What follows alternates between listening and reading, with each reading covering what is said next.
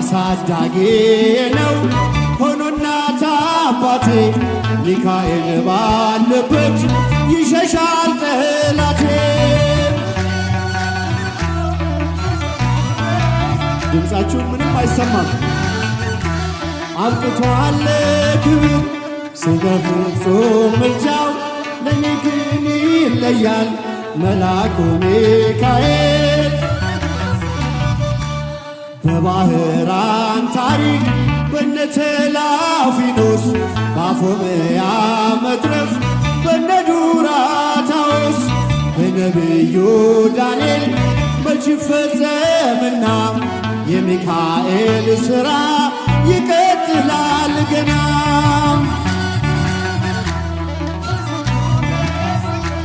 በዙሪያው ያሉትን አብቅቷል ክብር